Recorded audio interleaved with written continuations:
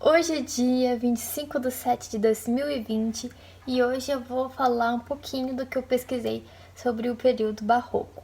O período barroco se iniciou em 1600, por volta de 1600, e terminou em 1785. Na verdade, não tem uma data específica para iniciar e para terminar um período, mas e sim que foi mais ou menos nessa época. Eles arredondam por volta de 1600 e 1785, pois foi o ano da morte de Bach. E por isso que eles colocam o fim do período barroco na morte dele, pois ele foi um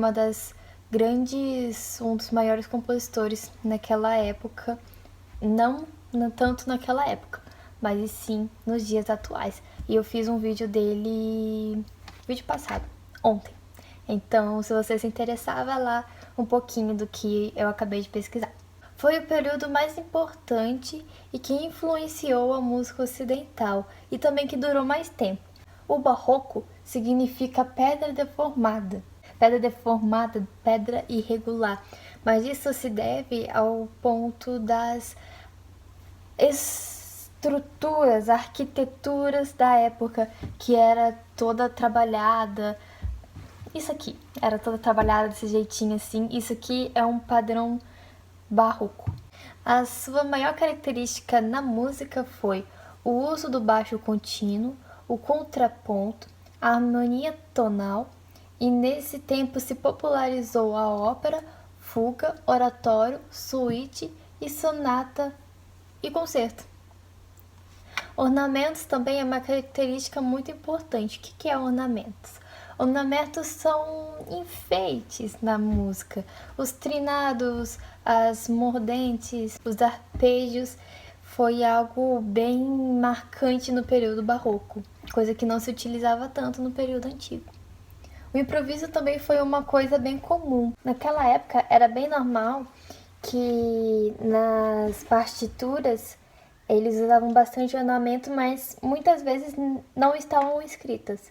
Era mesmo para a pessoa que executasse aquilo fizesse ali na hora, sentisse no coraçãozinho de fazer e colocasse o ornamento na composição de determinado compositor. Pela primeira vez na história surgem músicas totalmente instrumentais, como a suíte e o concerto, sem ter a presença da voz humana. Nessa época também surge uma coisa muito importante chamada virtuosismo, que é isso, é pegar um instrumento e não só tocar, mas sim explorar ao máximo o que aquele instrumento tem para te oferecer, apertar ele ao máximo e ver qual é o limite da técnica que você consegue chegar nele. Os maiores músicos e compositores daquela época foram Bach, ele era um organista, ele tocava órgão, e ele também tocava violino, viola e também cantava. Também teve Vivaldi, que foi muito bem sucedido nessa época, mas o final de sua vida nem tanto assim. Mas isso é coisa para um outro vídeo, a história dele. Mas foi ele que fez as 4 estações. Eu tenho certeza que você já ouviu alguma música das 4 estações. Sempre tem algum filme representando música clássica para quem não conhece muito. Geralmente é primavera ou alguma sinfonia de Beethoven ou de Mozart. Mas enfim, voltando para o período barroco, Vivaldi, ele é o dono das 4 estações, primavera, verão, e também de vários concertos também. Ele era mais voltado para o violino, como essa música aqui, que eu vou colocar primavera.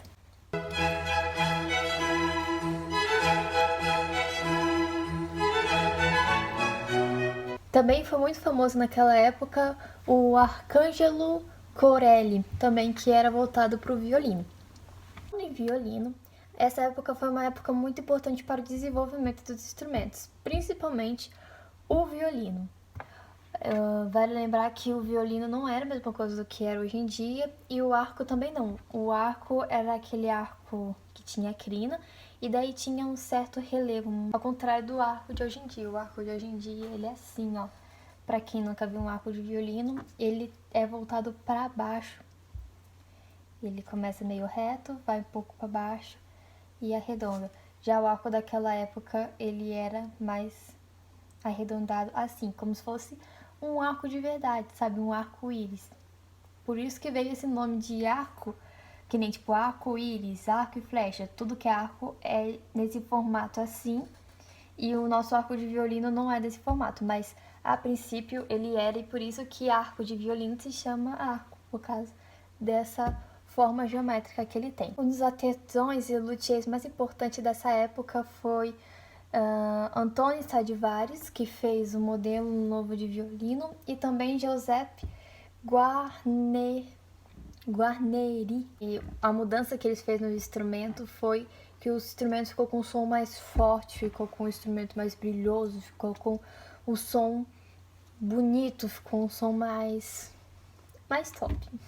Resumindo, aqui versão adolescente. O instrumento mais conhecido naquela época era o órgão, o cravo, né, conhecido como instrumento de teclado, a voz também, o canto, a ópera, e também um instrumento que era muito forte era a viola, até chegar esses luthiers e modificarem o violino, e a família do violino foi ocupando o espaço e substituindo a viola na área da música, e assim foi criando aos poucos a orquestra. Ela era dividida por tamanho, sabe, do instrumento, e conforme o violino, com aquele som mais brilhoso, as pessoas acabaram trocando um pouquinho a viola pelo o violino.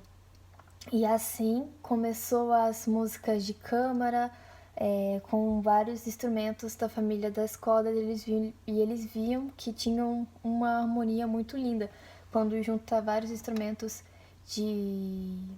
diferentes da família da corda.